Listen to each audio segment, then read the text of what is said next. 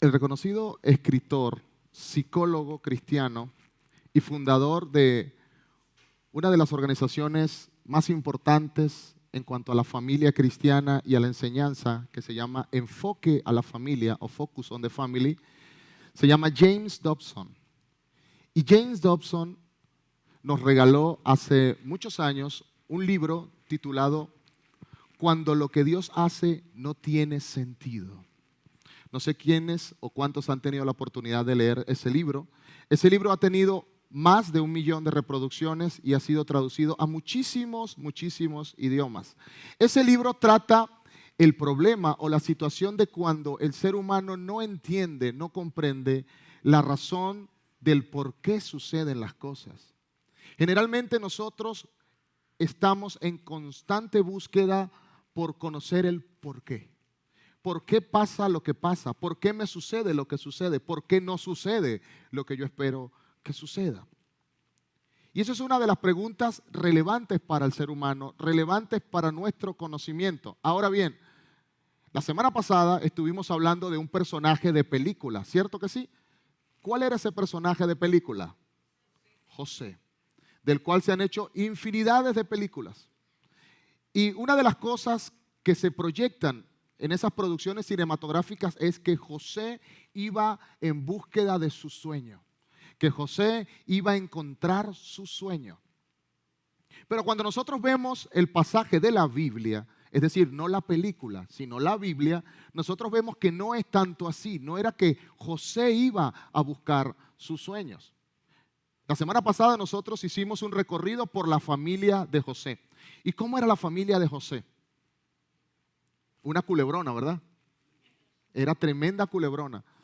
Su bisabuelo, su abuelo, su papá hicieron cosas terribles, de las cuales no podríamos estar orgullosos.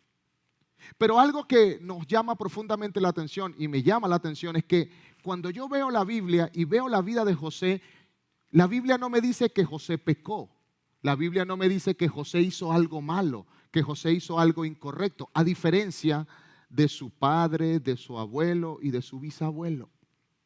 Cuando yo leo la Biblia y veo la vida de José, yo puedo ver que José mantuvo su carácter. De hecho, eso fue el tema principal y central de la semana pasada, el carácter que soporta un gran propósito.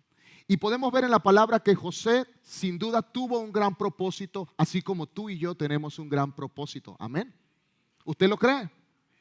Entonces vamos a explorar en esta mañana otros aspectos de la vida de José.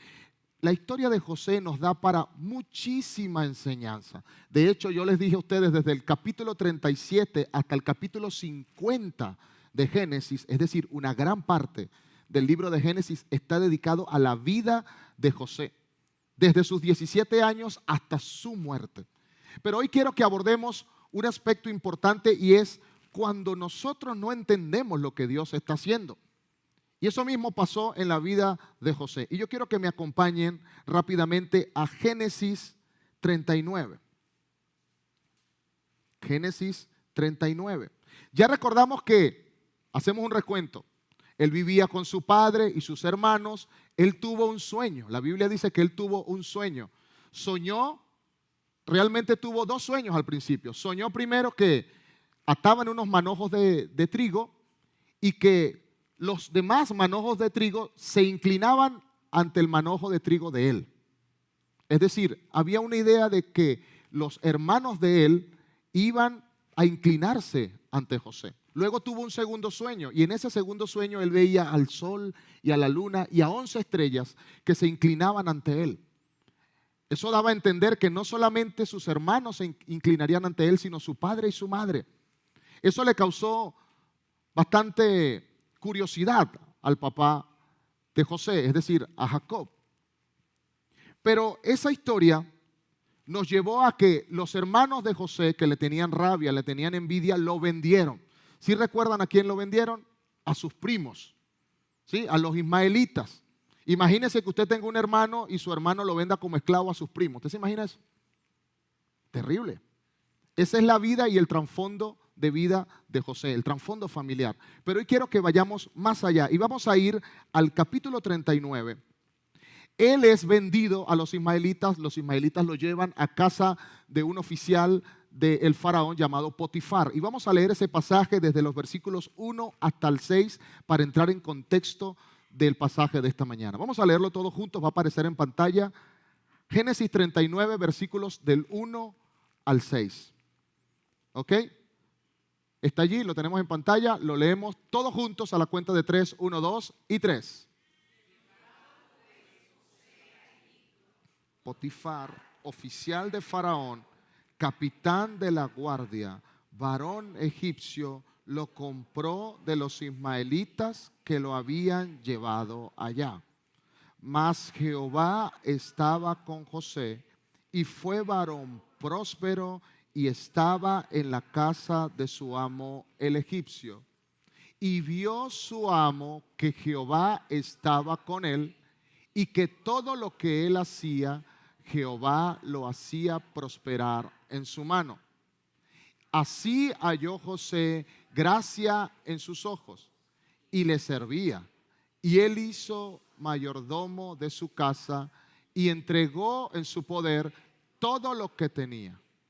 Y aconteció que desde cuando él dio el encargo de su casa y de todo lo que tenía, Jehová bendijo la casa del egipcio a causa de José, y la bendición de Jehová estaba sobre todo lo que tenía, así en casa como en el campo. Y dijo todo lo que tenía en mano de José, y con él no se preocupaba de cosa alguna, sino del pan que comía, y era José de hermoso semblante y de bella presencia. Amén. Tenemos un contexto aquí. A José se lo llevan preso. Se lo llevan, lo venden. Lo llevan como esclavo, lo venden. ¿A dónde lo llevan? A un oficial llamado Potifar. Y está como esclavo. Ahora, hay una frase dentro de ese pasaje que me llama profundamente la atención y es el versículo 2. Vamos a ver el versículo 2. El comienzo del versículo 2, antes de la coma, vamos a leerlo todos juntos. 1, 2 y 3. Mas Jehová.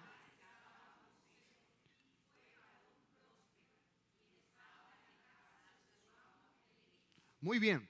Dice, mas Jehová estaba con José. Mis hermanos, José está siendo llevado como esclavo. Él está perdiendo toda su condición de libertad. Quizás para nosotros hoy no sea tan fácil imaginar lo que es una vida de esclavo. Yo sé que a veces nosotros comparamos el trabajo con la esclavitud y dice, wow, yo soy un esclavo, trabajo 18 horas. Sí, pero usted trabaja porque quiere trabajar. Cuando se es esclavo, se pierden esos privilegios. Se pierde la potestad de trabajar porque yo quiero.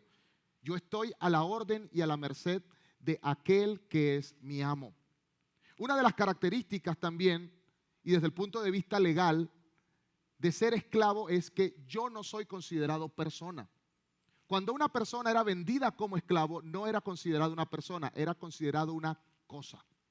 Es decir, en la antigüedad habían cosas que se movían por sí solas y cosas que no se movían por sí solas. Es decir, una pala era una cosa que no se movía por sí sola y un esclavo era una cosa que sí se movía por sí sola. Le dábamos una orden y él lo hacía, era considerado una cosa. Pero me llama la atención porque el pasaje dice, mas Jehová estaba con José. Y yo me pregunto, ¿cómo que Jehová estaba con José y estaba en esa condición tan triste y deplorable siendo esclavo? ¿No les parece eso interesante? Yo podría decir, wow, me está yendo bien, estoy siendo bendecido, estoy siendo prosperado, tengo libertad, Dios está conmigo. Pero la palabra dice, mas Jehová estaba con José. Dios estaba con José siendo esclavo. Algunos dirían, bueno, si Dios va a estar conmigo siendo esclavo, mejor que no esté. ¿No es cierto? Y para el mundo, para la idea del mundo, eso es. Pero nosotros podemos ver en este pasaje un reflejo de nuestra vida. Ahora bien, el hecho de que las cosas no te salgan como tú quieres o como tú esperas, no significa que Dios no esté contigo. Te lo voy a volver a decir. El hecho de que las cosas no salgan como tú piensas, como tú imaginas, como tú esperas, no significa que Dios no esté contigo. Y ese es uno de los puntos que queremos enfatizar en la mañana de hoy. Dios te dice en esta mañana, quizás estás pasando una situación difícil, quizás estás pasando adversidad. Y podrías decir, bueno, pero Dios no está conmigo, o algo malo hice. Ya pudimos ver en la historia de José, y a lo largo de la historia, y si usted quiere, vea todo el pasaje hasta el capítulo 50 de Génesis y verá que no hay tacha en José. José fue una persona que la Biblia no me registra que pecó, por lo menos deliberadamente, no pecó. Sin embargo, vemos que le están pasando cosas que a nuestra vista no son agradables, que a nuestra vista son feas, que a nuestra vista son malas. Y podríamos decir, número uno, Dios está castigando a José por algo que hizo. Y a veces nosotros nos vemos en esa situación, pensando, Dios me está castigando por algo, algo hice. O cuando usted ve que a alguien le sucede algo malo, ¿qué es lo que usted dice? O la gente dice, pero algo malo tuvo que haber hecho. Algo malo la está pagando. Y para aquellos que creen en la reencarnación, dicen, no, eso fue que hizo algo malo en su vida pasada. Y queridos hermanos, no siempre cuando algo malo sucede o no sucede como queremos es que es un castigo de Dios. Otra razón por la que sucede eso es porque Dios quiera enseñarnos algo. Claro que sí. Dios en su santa y divina voluntad, cuando quiere corregir a sus hijos, le permite que pase por una situación difícil. Pero la pregunta es, ¿este es el caso de José? ¿Será que Dios lo está dejando pasar por una situación difícil para que aprenda algo? ¿Qué sería lo que debería aprender José? Pues no sabemos. La Biblia no nos lo dice. Pero hay una tercera vía. Y esa tercera vía es, José está pasando la situación que está pasando porque Dios lo permite. Dios permite que pase esa situación. Entonces, importante. Vamos a ver más adelante Génesis 39, versículos 1 al 6. 36, versículos 1 al 6. El versículo 2 dice, mas Jehová estaba con José. Vamos a ver el versículo 36, pero un poquito más adelante. El versículo 39, versículos 20 al 23. Siguiendo la trayectoria de la historia, él estaba en la casa de Potifar. Ahora, la Biblia me dice que Dios lo bendijo porque Jehová estaba con él y bendijo la casa de Potifar. Bendijo el lugar donde él estaba como esclavo. Siguiendo la trama de esa historia, la esposa de Potifar se enamoró de José porque dice la palabra que José era bonito, ¿verdad? Aquí hay muchas personas que son guapos y bonitos. Esta mañana.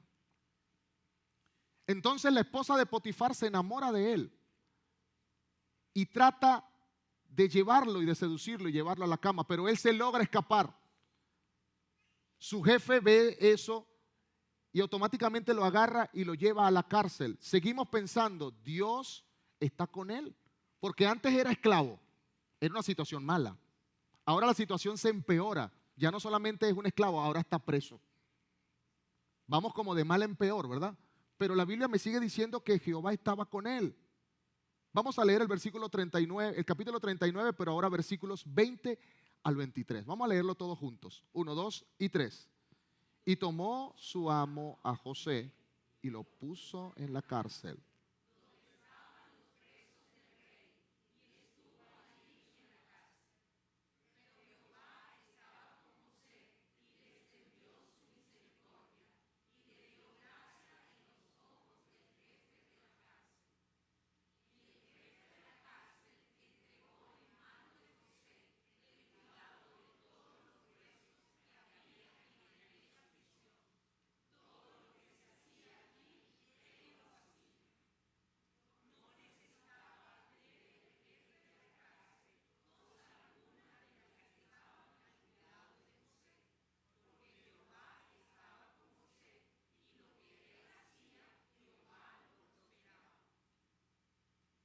¿Qué está pasando con José? José estaba mal y ahora fue a peor. Estaba en Guatemala y ahora fue a Guatepeor. Está más triste, la situación está más fuerte, ahora está preso. Pero vemos nuevamente que aquí en este pasaje dice al final que Jehová lo prosperaba y que Jehová estaba con él. Seguía estando con él. Y yo me pregunto, bueno, yo mejor que Dios no esté conmigo, porque si me sigue llevando de mal a peor, es mejor que no esté conmigo. Y podríamos pensar eso. Ahora, nosotros ya conocemos el final de la historia. ¿Cuál es el final de la historia? Nosotros lo vimos la semana pasada. Todo ese trayecto permitió que José conectara con Faraón, interpretara el sueño de Faraón y luego fuese puesto como segundo al mando en toda la nación de Egipto. Esa es la situación. Ya nosotros conocemos el final, pero si nosotros estamos solamente en este trayecto de la historia y no conocemos el final, ¿qué podríamos decir? Bueno, Dios, yo, lamentándolo mucho, me bajo de ese autobús. Está muy bueno el tour por las dificultades y las adversidades, pero yo mejor sigo otro camino. Gracias. ¿Verdad que sí? Podríamos decir así, yo no aguanto esto está muy difícil. Sin embargo, Dios estaba con él y Dios hacía prosperar. Ahora, Dios no lo hacía prosperar a él, Dios hacía prosperar a la gente que estaba alrededor de él. ¿Sí se dan cuenta? En la casa de Potifar, ¿a quién Dios prosperaba? A Potifar, a su jefe. Lo prosperaba, lo bendecía. Y en la cárcel, ¿a quién prosperaba? Al que estaba dirigiendo la cárcel. El que estaba dirigiendo la cárcel estaba muy tranquilo, todo estaba bien para él porque José se encargaba de todo, él no tenía que encargarse de nada. Jehová no estaba prosperando a José. Dios estaba prosperando a la gente que estaba alrededor de José. Y ahí podemos ver un propósito profundo de Dios. La visión que Dios tiene es distinta a la visión que nosotros podemos tener. Nosotros a veces en nuestra vida podríamos tener una visión individualista, materialista, o incluso pensando solamente en nuestro beneficio o nuestra satisfacción. Hoy en día, en la edad que estamos cursando ahora, que es el postmodernismo, ¿qué significa? Que la gente busca incesantemente satisfacer sus deseos. Es tan así que hoy en día ya la gente ni siquiera tiene claro si es hombre o si es mujer, simplemente quiere satisfacer sus deseos. Un día es hombre, otro día decide ser mujer. Quiere tener muchas posesiones, quiere tener muchas cosas. Ese es el mundo en el que vivimos hoy. El mundo hedonista, el mundo que busca la satisfacción de sí mismo. Pero podemos ver que en la vida de José hay un reflejo. Cuando nosotros estamos atravesando una situación difícil, primero, saber que Dios sí está conmigo. Número dos, no solamente está conmigo, sino Dios tiene un propósito por ese camino por el cual Dios me está haciendo andar. Y en esta mañana, querido hermano y hermana, Dios te dice, por ese camino que tú estás andando, sea difícil, sea complicado, Dios está contigo. Amén. No solamente Dios está contigo, Dios tiene un propósito con ese camino por el cual tú estás transitando. Dios tiene un propósito especial con esa situación que te está pasando. Dios tiene un propósito especial con ese lugar al cual te ha llevado. Quizás tú dices, estoy como José, estoy en una cárcel, pero allí donde estás, Dios te está bendiciendo. ¿Cuántos lo creen? Esa es la confianza de nosotros.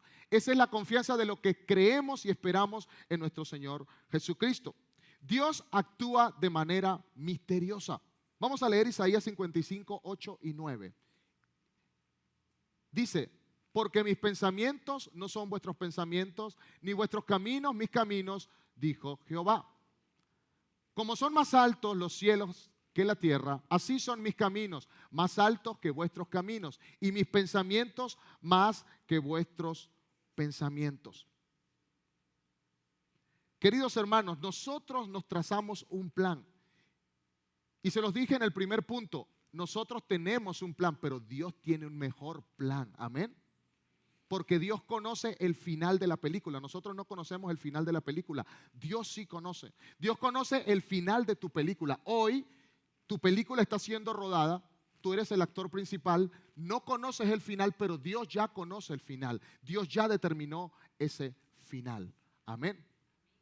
Yo recuerdo cuando tuvimos la oportunidad, eso es año 1999, y salíamos desde la ciudad de Valencia a una ciudad que bueno, yo digo ciudad por decirle ciudad, pero era un poquito menos que una ciudad, porque es un pueblo muy pequeño, una ciudad muy pequeña, Puerto Ayacucho, es decir, en el estado Amazonas. Y yo recuerdo que tenía 15 años cuando yo me fui, cuando fue mi familia, mi padre es pastor, y fuimos al estado Amazonas, y mi padre fue a fundar una iglesia allí. Yo decía dentro de mí, ¿a dónde vamos? Yo recuerdo que íbamos en el camión de la mudanza, yo iba con la persona que llevaba la mudanza, era un primo mío, íbamos con la mudanza y rodamos, y rodamos, y rodamos, y rodamos, y rodamos. Y yo recuerdo que nos fuimos por el estado Bolívar y la carretera, queridos hermanos, yo pensé que en uno de esos huecos nos iba a teletransportar a algún lado, a alguna dimensión desconocida, algo. Porque era una carretera terrible. Y yo comencé a ver, a medida que se alargaba el tiempo, 20 horas, 22 horas, comencé a ver unas piedras muy grandes. Rocas grandes, rocas grandes, rocas grandes. Yo decía, pero ¿para dónde Dios nos está mandando? ¿Qué es esto? Yo como que mejor le digo a mi papá, váyase usted a hacer su iglesia y yo me quedo aquí en Valencia. Yo aquí estoy muy bien, yo aquí tengo mis amigos, tengo los conocidos, tengo mi liceo, yo estoy bien aquí. Váyase usted, eso yo pensaba. Es más, yo recuerdo que en un momento nos paramos a tomar fotos. En ese momento todavía no estaban los teléfonos inteligentes que están ahora y estaban las cámaras de rollo. Yo tenía una cámara, tenía 24 fotos, se acabó. Hoy no, ahorita se toma fotos, se toma 50 fotos, 50 selfies y no pasa nada.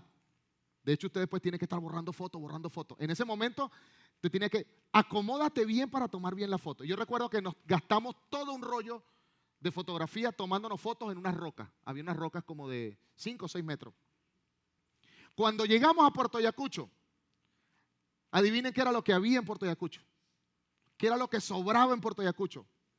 Piedra, piedra. Eso es lo que sobraba en Puerto Ayacucho. Piedra, roca. Y cuando yo llego y llegamos y vemos todo roca, roca, roca, con la cámara y dijimos, ¿para qué gastamos tantas fotos en esto? Y yo llegué a ese lugar, un lugar muy pequeño, una ciudad, un pueblo muy pequeño, y yo dije, Dios, ¿para dónde nos estás trayendo? Y yo en ese momento me sentía como en la especie de filmación del rodaje de José, pues yo decía, me están trayendo para un lugar que yo no quiero venir. Un lugar muy alejado, está en la parte de abajo. ¿Cuántos conocen dónde está Puerto Ayacucho? Levanten la mano los que saben.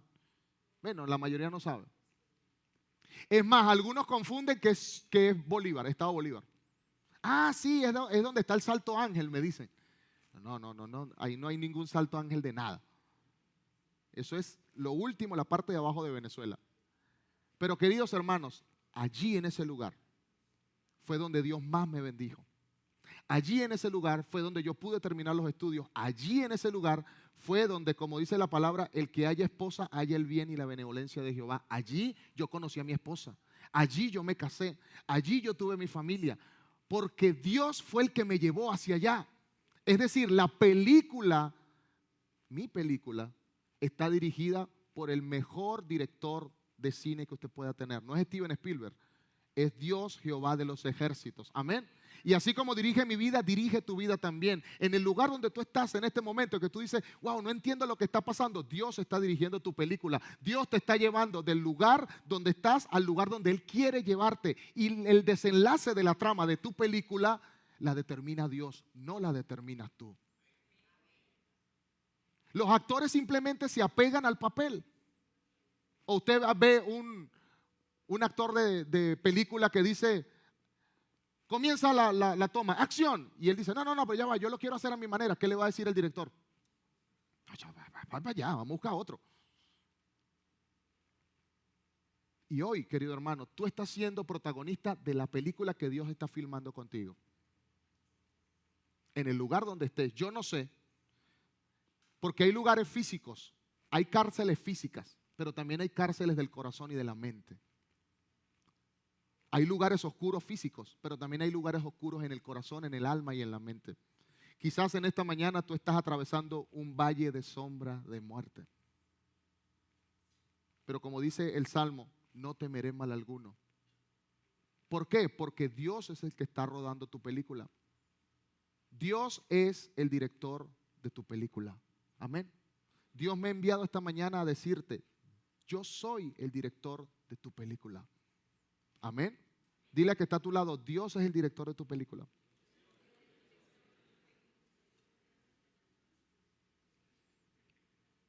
Primera de Corintios 2:16 dice, porque ¿quién conoció la mente del Señor? ¿Quién conoció la mente del Señor? Los pensamientos que tiene Dios son diferentes a los pensamientos que tenemos nosotros. Primera de Corintios 13:12 dice, ahora vemos por espejo, oscuramente, mas entonces veremos cara a cara. Y Romanos 8:28, a mí particularmente me gusta mucho Romanos 8:28, y dice, y sabemos que los que aman a Dios, todas las cosas le ayudan a bien. Diga conmigo, todas. Otra vez, todas. Todas las cosas le ayudan a bien. Esto es a los que conforme a su propósito son llamados. Y sigue la historia de José. Ahora tiene la oportunidad de compartir en la cárcel con el copero del rey y con el panadero del rey. Si José se hubiese quedado en la tierra de sus padres, jamás hubiese tenido la posibilidad de conectar con esta gente en la cárcel. Aunque él estaba en la cárcel, él se estaba conectando con otros actores que Dios había colocado ahí para su película. El copero del rey y el panadero. Y ya sabemos la historia. Al panadero le volaron la cabeza y el copero volvió nuevamente con Faraón. Y siguiendo la historia, Génesis 44, versículo 1. Génesis 44, versículo 1. Yo les doy contexto. José le interpreta los sueños al panadero y al copero. El copero y el panadero tienen un sueño y José se los interpreta. Al panadero le dice, en 3 días te vas a morir. Y al copero le dice, en 3 días te van a regresar otra vez a tu puesto juntamente con el faraón a servirle al faraón. Y el copero, después que recibe el sueño, José le dice al copero, acuérdate de mí, chico. Cuando llegues otra vez a Faraón, acuérdate de mí y cuéntale de mí. Pero ¿qué pasó? Vamos a leer el versículo 41, capítulo 41, versículo 1. Dice, aconteció que pasados 2 años tuvo Faraón un sueño. ¿Cuántos años pasaron? ¿Cuántos años? José está en la cárcel, metido en la cárcel. Pasó un largo tiempo, no pasó un corto tiempo, no fue una semana, no fueron 15 días, fueron 2 años y él todavía seguía en la cárcel. La pregunta es, ¿Dios todavía estaba con él, sí o no? ¿Sí estaba con él? Querido hermano, aunque pase tiempo y tú digas, wow, no, ya es que realmente Dios no está conmigo, esta situación no está fácil. Dios es el dueño del tiempo. Tú no determinas el tiempo, Dios es el que determina el tiempo. Amén. No importa el tiempo que pase, Dios sigue estando contigo y sigue estando en control. Y allí en ese proceso, aunque el copero se olvidó de José, Dios no se olvidó de José. Y eso es una lección para nosotros también en esta mañana. Querido hermano y hermana, aunque la gente se olvide de ti, aunque tu padre, tu madre, tu familia se olvide de ti, Dios nunca se olvida de ti. Amén. Dios siempre va a estar contigo en todo momento y en toda situación. Esa es la bendición y la promesa que Dios nos ha hecho. José le revela el sueño a Faraón. Ahora la película va cambiando, porque ahora él está en presencia de la persona más importante de Egipto, el faraón. Y él le interpreta el sueño. Y luego Faraón, vamos a leer el versículo 45, versículos 4 al 8. Vamos a leerlo todos juntos. Génesis 45, versículos 4 al 8. Lo leemos todos juntos. 1, 2 y 3.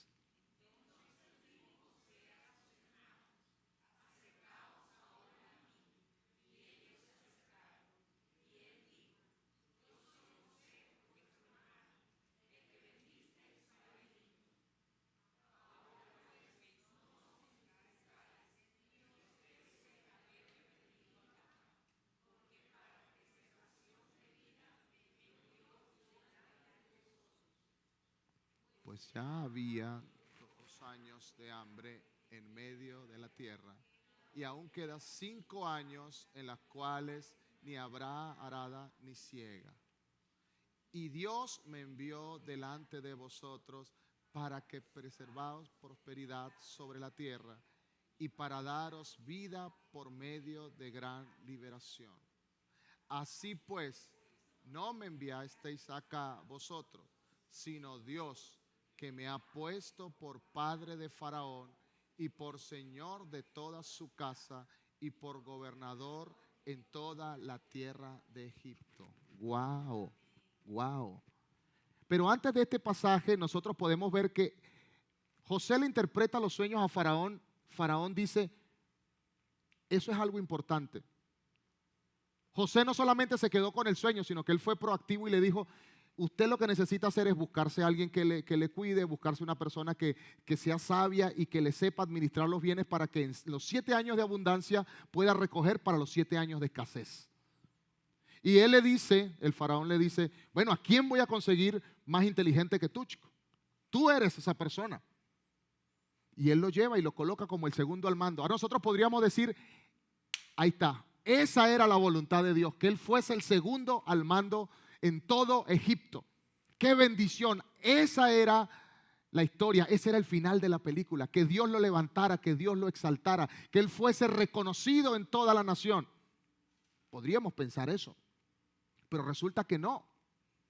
En el mundo que no conocen los designios de Dios, pueden pensar eso, pero en el capítulo 45 que acabamos de leer, versículos 4 al 8, está identificado perfectamente cuál era el propósito real de que José fuese vendido por sus hermanos, fuese llevado a la casa de Potifar, fuese luego llevado a la cárcel y luego fuese presentado ante Faraón y que Faraón lo colocara en un lugar de eminencia.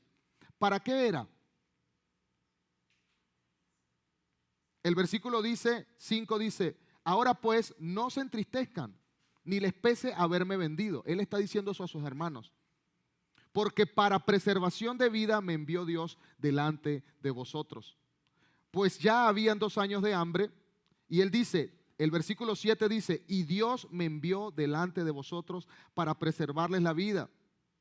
El versículo 8 sigue diciendo, así pues, no me enviasteis acá a vosotros, sino Dios, que me ha puesto por padre de Faraón. Esa palabra padre de Faraón me llama mucho la atención, porque José no es padre de Faraón.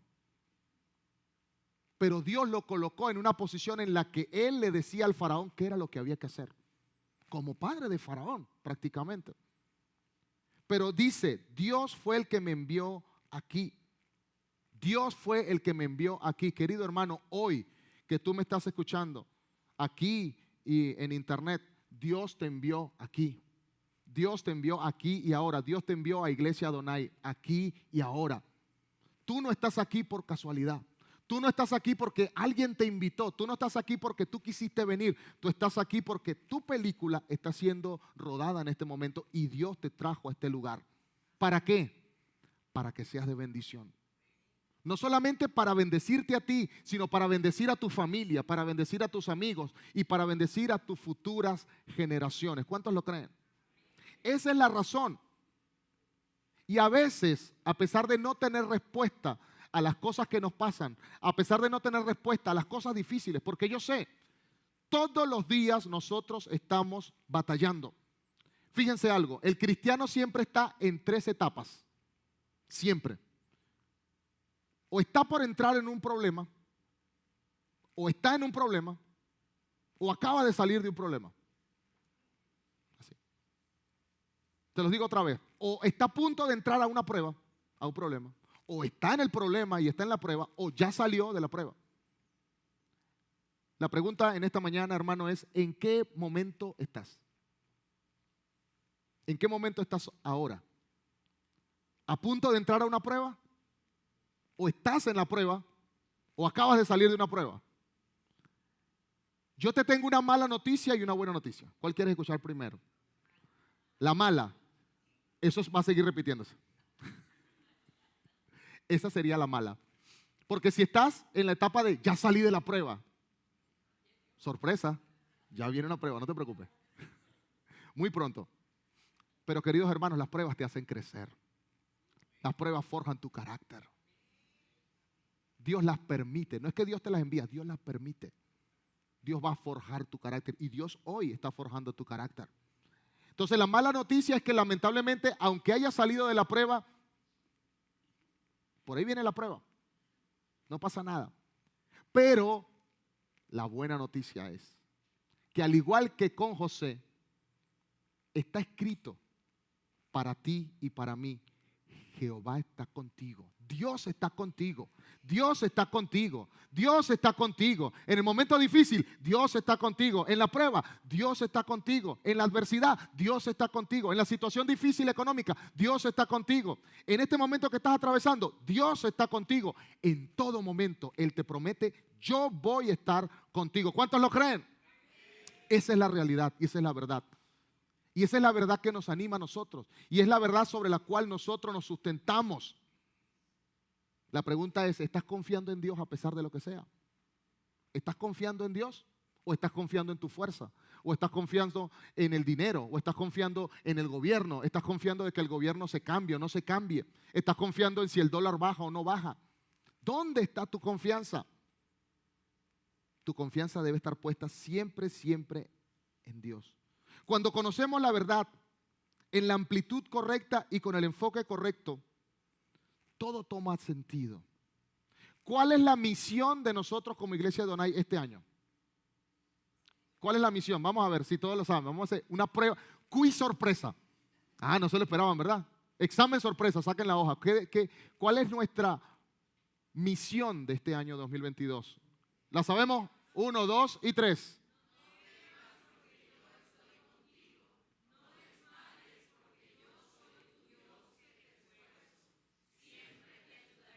Siempre te sustentaré. Ahora, ¿se relaciona eso con lo que estamos hablando hoy? Claro que sí, y tiene mucho sentido. Dice, no temas porque yo estoy contigo. Hermano, pero yo estoy enfermo, ¿cómo que Dios está conmigo? No, Dios está contigo, hermano, pero no, ¿cómo que Dios está conmigo? Yo estoy pelando. ¿Cómo que Dios está conmigo? Hago así, sale una pelusa, ¿qué es eso? ¿Cómo que Dios está conmigo? Mi familia no me quiere, ¿cómo que Dios no está conmigo? ¿Qué pasó? Querido hermano, hoy quiero que te vayas con esa visión. Tu película en el tiempo. Recuerden algo, Dios no es afectado por el tiempo, ¿sí? Dios es antes, es ahora y es después. Dios no es afectado por el tiempo. Dios ya conoce tu final. ¿Cuántos lo creen? Dios conoce tu final, claro que sí. Es decir, Él conoce lo que ya pasaste, lo que estás pasando y lo que vas a pasar. Por tanto, tu película en Dios sigue en rodaje, se está rodando. A veces en tu película hay escenas de acción, ¿verdad que sí? A veces hay escenas románticas, ¿por qué no?